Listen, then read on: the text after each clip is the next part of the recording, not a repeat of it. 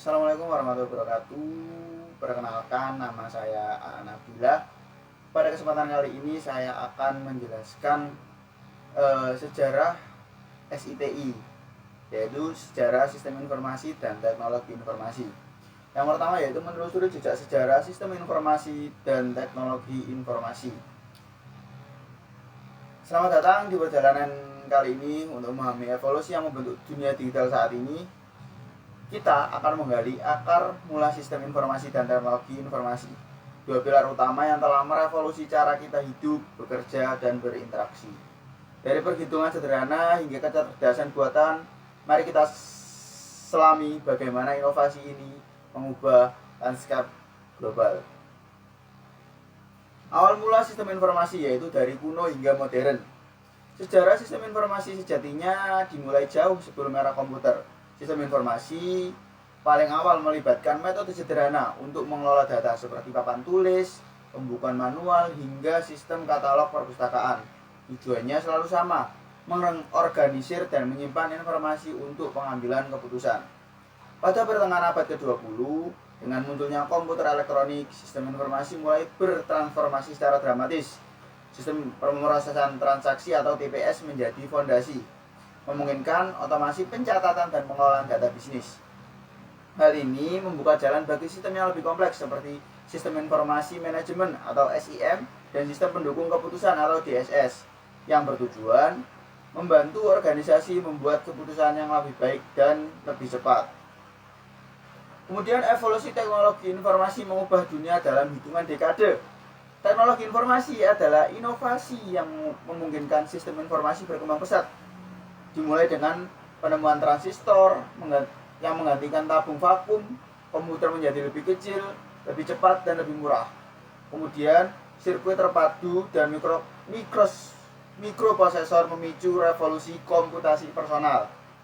Internet dan World Wide pada akhir abad ke-20 menjadi titik balik, menghubungkan miliaran orang dan mengubah cara informasi diakses dan dibagikan.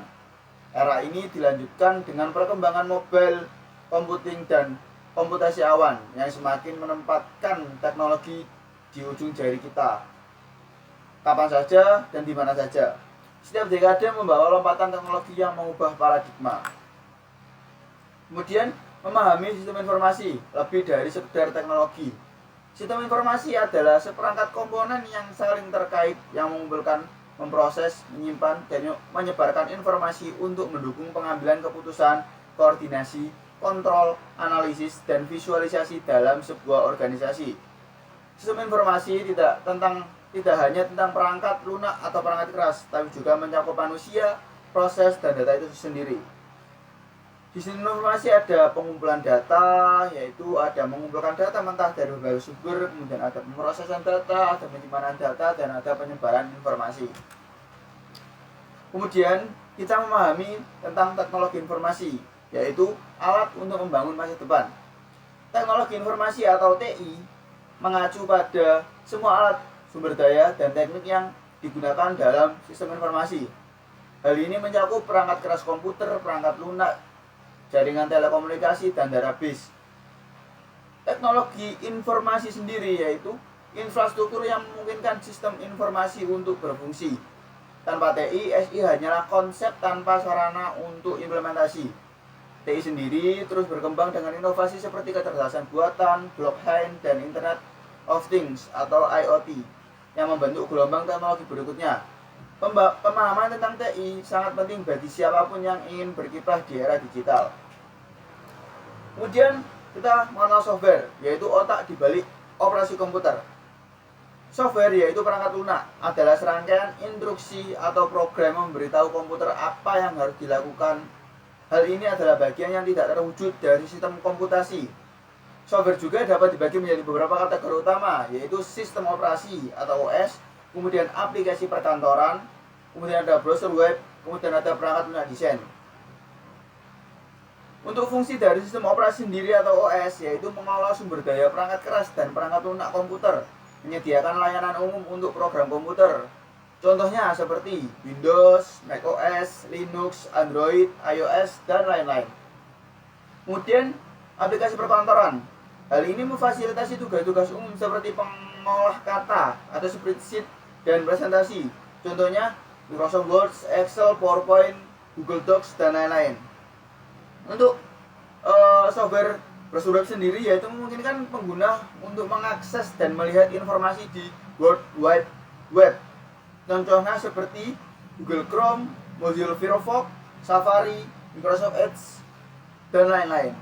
Kemudian dari perangkat lunak desain grafis digunakan untuk membuat dan mengedit gambar, ilustrasi, dan desain. Contohnya seperti ada Adobe Photoshop, Illustrator, Canva, kemudian ada yang untuk tren anak sekarang itu ada CapCut, dan masih banyak lainnya. Kemudian kita mengenal hardware, yaitu komponen fisik komputer. Hardware atau perangkat keras adalah semua komponen fisik dari sebuah sistem komputer yang dapat dilihat dan disentuh. Ini adalah fondasi fisik tempat software beroperasi.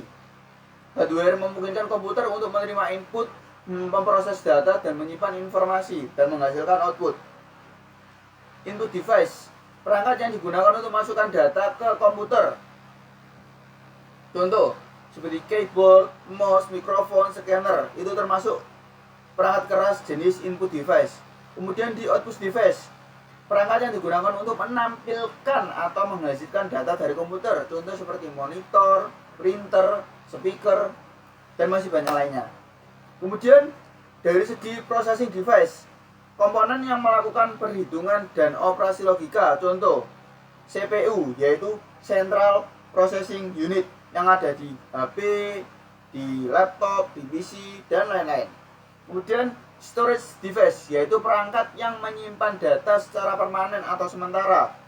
Contohnya seperti ada hard drive atau HDD, solid state drive atau SSD, RAM yaitu random access memory, kemudian ada USB drive.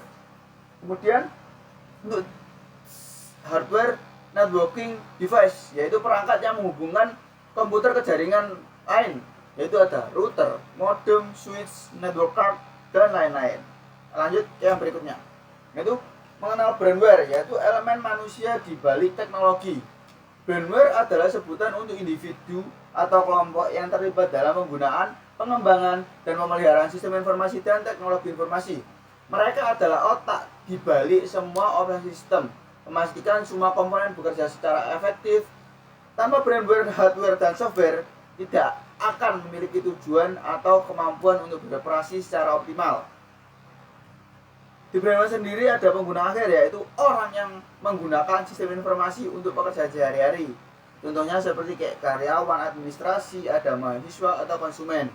Kemudian brandware, contoh brandware dari analisis sistem, yaitu merancang dan menganalisa sistem informasi baru atau yang sudah ada. Contoh yaitu seseorang yang mempelajari kebutuhan bisnis dan menerjemahkan ke dalam spesifikasi sistem. Kemudian ada programmer, yaitu mengembangkan dan menulis kode untuk perangkat lunak. Contohnya mengembangkan aplikasi mobile web dan web developer. Kemudian yang keempat yaitu adalah administrator jaringan, yaitu di mana seorang yang mengelola dan memelihara infrastruktur jaringan. Contoh seperti teknisi IT yang memastikan konektivitas internet stabil.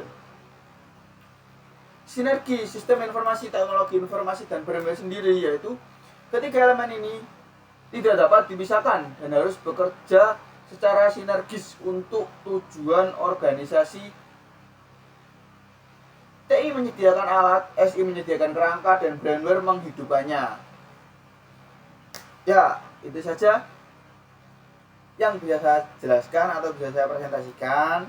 Kurang lebihnya mohon maaf. Saya akhiri. Wassalamualaikum warahmatullahi wabarakatuh.